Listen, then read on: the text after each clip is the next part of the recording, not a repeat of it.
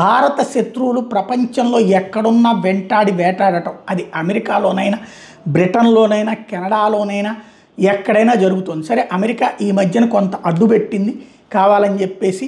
దాంట్లో ఎందుకంటే వాళ్ళ దేశంలో ఉన్నటువంటి గజ తీవ్రవాదులైనటువంటి ఖలిస్తానీ తీవ్రవాదుల్ని మనం లేపైపోతుంటే పన్ను అనేవాడి కోసం మన నిఘా వ్యవస్థలతో గొడవ పెట్టుకుంది. ఎందుకంటే వాళ్ళ దేశంలో మన నిఘా వ్యవస్థ సక్సెస్ అవ్వడం అనేది వాళ్ళు తట్టుకోలేకపోయారు. ఆ మధ్యన ఒకరిని లేపేస్తే దాని మీద కేసు కట్టి, మన గూఢచార విభాగానికి సంబంధించిన వాళ్ళ మీద కేసులు కట్టి అరెస్టులు పెట్టి తద్వారా మనకు ఒక షాకింగ్ పరిణామం ఇచ్చింది. బట్ ఆ తర్వాత ఆ ఖలిస్తానీ తీవ్రవాదులు కంట్రోల్ చేసే ప్రయత్నం అదే చేస్తోంది.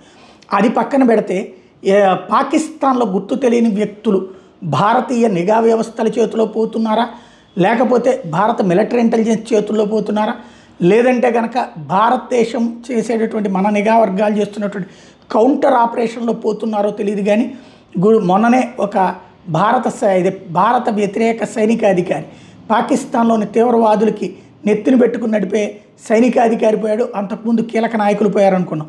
ఇప్పుడు JUI జమియత్ ఉలేమా ఈ ఇస్లాం నాయకుడు హఫీజ్ అబ్దుల్ సలాం అరీఫ్ని గుర్తు తెలియని వ్యక్తులు కాల్చి చంపారు.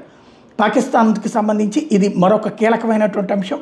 వీడు భారతదేశం గురించి నిరంతరం నెగిటివ్ క్యాంపెయిన్ చేయడమే కాదు, అక్కడ ఉన్నటువంటి అతి తెలివితేటలు కూడా ప్రదర్శిస్తూ ఉంటాడు. అక్కడ ఉన్నటువంటి యువతరాన్ని చెడగొడతా ఉంటాడు భారతదేశానికి వ్యతిరేకంగా.